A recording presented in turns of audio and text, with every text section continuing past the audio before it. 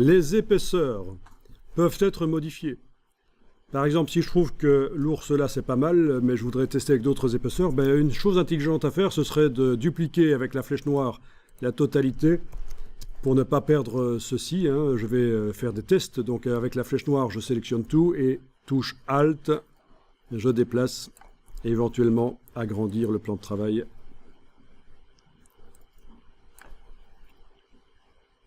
Voilà, je teste une variante de l'ours qui a reçu les broches là.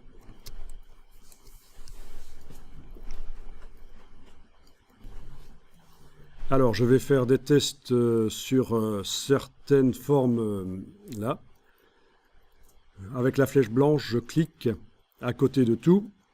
Alors, je vous montre deux méthodes pour arriver à sélectionner toutes les broches, sauf celles que j'ai utilisées pour les yeux, le museau et la bouche. Je sélectionne tout, comme ça, j'englobe. Et avec la touche majuscule, je vais cliquer sur les... Et ça ne veut pas marcher.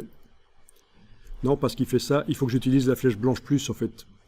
Oui, parce que la flèche blanche, en fait, c'est pour activer des objets, mais c'est surtout pour activer des points séparés. Donc, je recommence l'opération avec la flèche blanche plus, qui se trouve derrière la flèche blanche. J'englobe la totalité de l'ours, il est totalement sélectionné. Avec la touche majuscule enfoncée, je vais cliquer sur l'œil. Voilà, là ça marche, on arrive à exclure certaines formes. Donc je ne travaille que sur les broches, les autres, mais pas sur les yeux, etc. Et je pourrais même changer la couleur ici, en mettant la case de contour en avant-plan dans la palette des outils, puisqu'on travaille sur le contour. Et en allant dans la palette nuancier, on pourrait même aller mettre une autre couleur que du noir. Du brun par exemple, voilà, ou pour que ce soit bien visible, je vais prendre du vert. Voilà. Donc on voit clairement que les yeux, la bouche et le nez ne sont pas sélectionnés. Ça, c'est une manière de faire la sélection.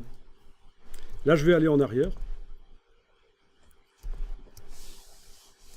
pour vous montrer l'autre manière de sélectionner. Et ça, vous la connaissez déjà.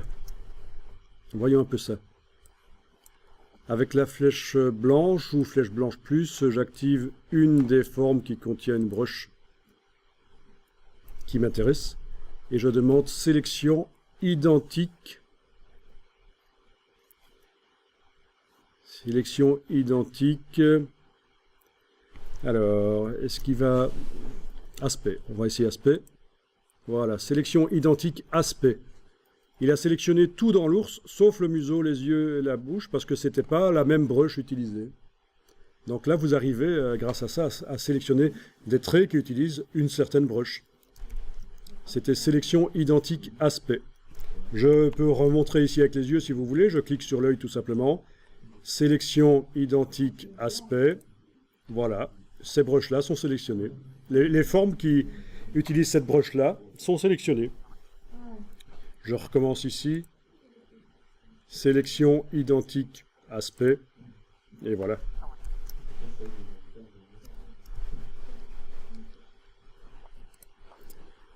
Et là, je peux aller modifier la couleur, bien sûr. Voilà, je vais le mettre en bleu clair, par exemple. Voilà. Ok. Quelle broche est utilisée, en fait c'est celle qui est encadrée, là, dans la palette des formes. Quand je clique sur un vecteur avec la flèche blanche, puisque j'ai affaire à un groupe, il faut absolument, si je veux activer un seul vecteur, que j'y aille avec autre chose que la flèche noire. Vous voyez que la forme qui est utilisée s'encadre, en fait. Hein. Il y a un cadre qui m'indique que c'est celle-là.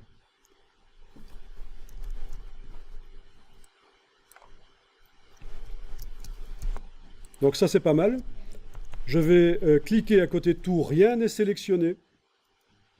Et sachant que l'ours utilise, sauf pour les yeux, la bouche et le nez, il utilise en fait cette broche-là, en n'ayant rien qui est sélectionné, je vais aller modifier l'épaisseur de cette broche en double-cliquant sur elle. Ne faites pas l'erreur de modifier l'épaisseur des brushes en jouant sur l'épaisseur du contour. Menu fenêtre, contour, on le trouve là aussi. Non, ça marche pas bien ça. Il faut double-cliquer sur la brush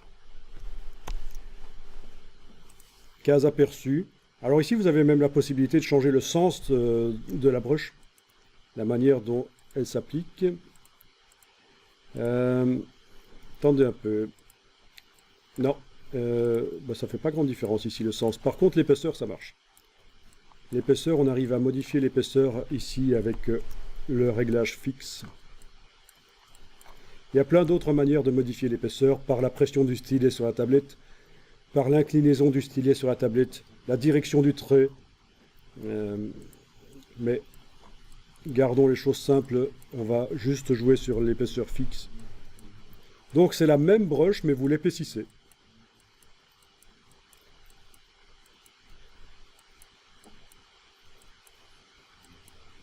Ça peut être sympa ça. Alors là je trouve que pour le corps de l'ours elle est pas mal. Par contre pour la tête j'aurais voulu qu'elle soit moins épaisse. Je clique sur OK. Et Illustrator me dit tiens, t'as modifié une brush là. Ben oui, ça se voit quand même. J'ai modifié l'épaisseur. Et bien qu'est-ce qui va se passer aux traits qui utilisent cette brush dans l'illustration? Est-ce qu'on les laisse tels qu'ils étaient avant ou est-ce qu'on applique la modification aux traits? Mais dans ce cas-ci, j'applique la modification appliquée au contour. Voilà.